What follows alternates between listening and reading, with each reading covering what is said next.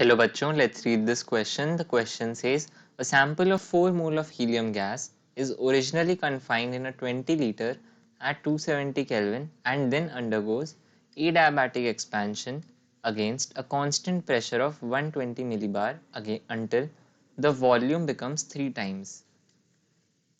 Calculate delta T during the process.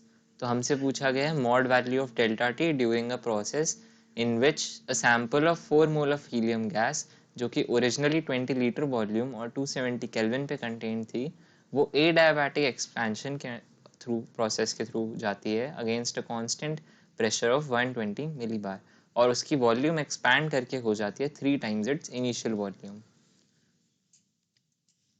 की concept. तो जो गिवन प्रोसेस है वो हमें एडियाबैटिक प्रोसेस गिवन है. तो adiabatic expansion is the process. Adiabatic expansion है तो इसका मतलब जो हीट चेंज होगा यानी कि Q होगी उसकी वैल्यू हमारे पास 0 हो जाएगी. Also for adiabatic process PV की power gamma is equal to constant using the relation of ideal gas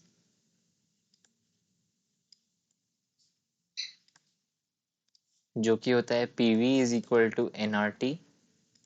we can say that TV की power gamma minus 1 is equal to constant. Therefore, T1 V1 की power gamma minus 1 is equal to T2 V2 की power gamma minus 1. And third point gamma की value होती है Cp divide by Cv जो कि for mono atomic gas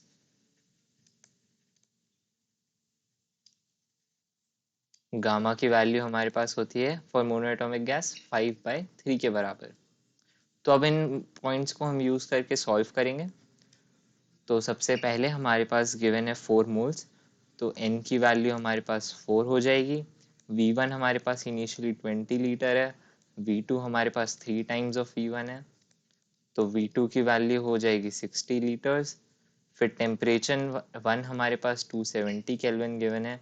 T2 हमें find करना है ताकि हम फाइंड कर सकें mod value of delta T. और हमारे पास गामा की वैल्यू है 5/3. तो अब इसको हम फॉर्मूला के अंदर सब्स्टिट्यूट करेंगे वैल्यूज को और T2 की वैल्यू फाइंड करेंगे. तो T2 की वैल्यू फाइंड करने के लिए T1 V1 T2 की वैल्यू फाइंड करने के लिए T1 V1 की power gamma minus 1 is equal to T2 V2 की पावर गामा माइनस 1.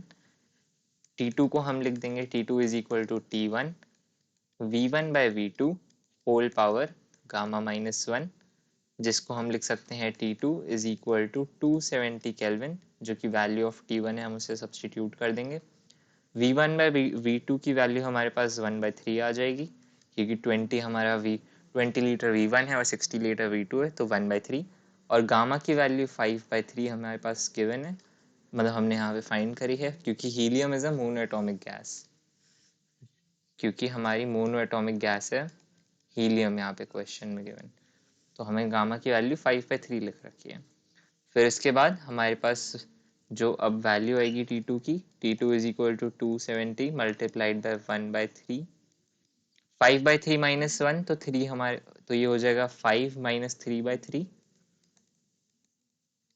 जिसको हम लिख सकते हैं 270 मल्टीप्लाइड बाय 1/3 की पावर 2/3 तो यानी कि 1/3 का स्क्वायर और उसका क्यूब रूट. तो ये हो जाएगा 270 मल्टीप्लाइड बाय 1/9 का क्यूब रूट. तो जिसको सॉल्व करने पर हमको वैल्यू मिलेगी 270 डिवाइडेड बाय 2.08 जिसको अप्रॉक्सीमेटली हम कह सकते हैं 130 केल्विन के अबाउट हमारे पास T2 की वैल्यू आ जाएगी. तो डेल्टा T निकालने के लिए डेल्टा T निकालेंगे तो डेल्टा T हो जाएगा T2 minus T1 which is equal to 130 kelvin minus 270 kelvin. तो डेल्टा T की वैल्यू हमारे पास ऑब्टेन हो जाएगी -140 केल्विन. Minus 140 kelvin. हमसे पूछा गया क्वेश्चन के अंदर mod value of delta T, तो उसकी वैल्यू हो जाएगी 140 kelvin. So the final answer is mod value of delta T for the above process is equal to 140 Kelvin. I hope you understood it well. Best of luck.